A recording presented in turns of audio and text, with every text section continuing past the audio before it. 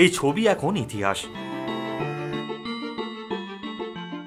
এই কলকাতায় পা রেখেছেন অনেক কালজয়ী বিশ্ব তারকারাই।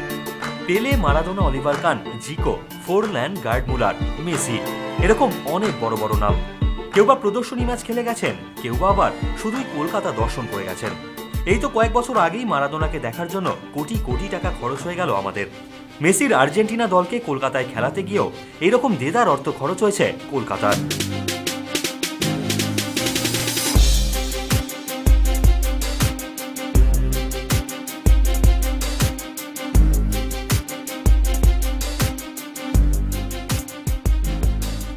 যে টাকা খরচ করা হয়েছিল মেসিদের জন্য, সেই টাকায় ভারতের সর্বোচ্চ ফুটবল লিগ আই লিগের দুটো মধ্যমানের দল গড়া যায় 10টা উন্নত মানের ফুটবল একাডেমি, যে একাডেমিগুলো ভবিষ্যতে ফসল ফলাতে পারত।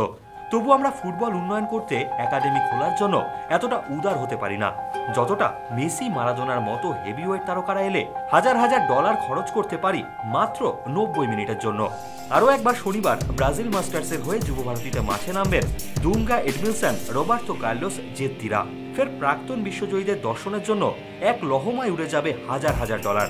কিন্তু এই 90 মিনিটের প্রাক্তন তারকাদের ম্যাচ কি সত্যি আমাদের ফুটবল উন্নয়নের কাজে লাগবে? হয়তো বিশ্বমানের স্কিল দেখব, আমরা দেখব উন্নত ফুটবল। এই 90 মিনিটের বিশ্ব দর্শনে কতটা সমৃদ্ধ হবে কলকাতার ফুটবল? সত্যি কথা বলতে গেলে বলতে হবে, এই খেলা শুধু মনোরঞ্জন করবে তিলোত্তমার, লাভ কিছু হবে না। 90 মিনিট পর ফের যে কে সেই পুরনো চালচিত্রে ফিরে আসা, সেই মিস পাস আর ভুলের মানচিত্রে ঢুকে পড়া। হয়তো 90টা মিনিট আমবাঙালির স্মৃতির মণিকোঠায় জল করবে অনেক দিন, কিন্তু ফুটবলের পেছনে কোটি কোটি টাকা খরচ হলেও হবে না পরিকাঠামোর উন্নয়ন, হবে না অন্যান্য উন্নয়ন। তবু আমরা স্বপ্ন দেখি এগিয়ে যাওয়ার। কিভাবে এগোবো তাহলে? যে টাকাটা এদের আনতে খরচ হচ্ছে, তার পাশাপাশি যদি 1/4 অর্থ আমাদের তৃণমূল স্তরের ফুটবলে খরচ করা যেত, তাহলে দুঙ্গা কার্লোসদের দর্শনের পাশাপাশি একটু হলেও জেগে উঠত আমাদের ফুটবলের ঘুমন্ত দৈত্যটা।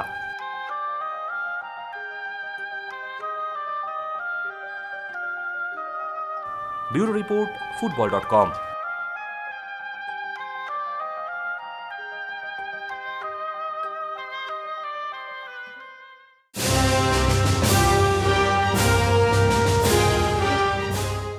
শনিবারের ব্রাজিল মাস্টার্সের বিরুদ্ধে ম্যাচে আইএফএ অলস্টারের নেতৃত্ব দিতে হিগুইতা বৃহস্পতিবার শহরে আসছেন। কলম্বিয়ান এই সুপারস্টার গোলরক্ষক আসার পাশাপাশি শুক্রবার শহরে আসছেন দুঙ্গারা। এই হাই প্রোফাইল ম্যাচের জন্য তৈরি যুবভারতী, বলছেন ক্রীড়ামন্ত্রী মদন মিত্র। কলম্বিয়ার সেই বিখ্যাত গোলকিপার হিগুইতা আসছে, মানুষ পাগলের মতো টিকিট চাইছে, কিন্তু যুবভারতী একদম সেজে তৈরি আছে। বুধবার যুবভারতীতে প্রশাসনিক বৈঠক সেরে প্রস্তুতির খবর নিলেন ক্রীড়ামন্ত্রী। Bureau report, football.com।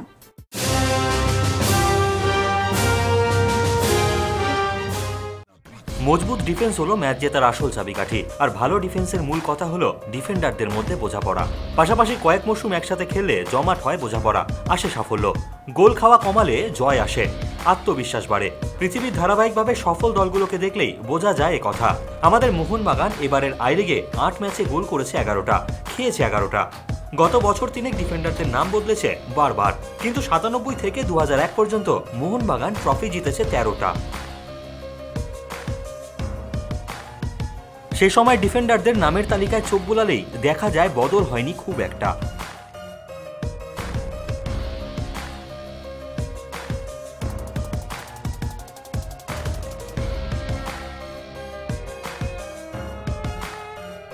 ডিফেন্সের গলদটা যে মোহনবাগানের মূল রোগ তা সবাই জানেন, তবু শুধু কোটি টাকা ঢেলে স্ট্রাইকারের পেছনে ছোটেন কেন কর্তারা?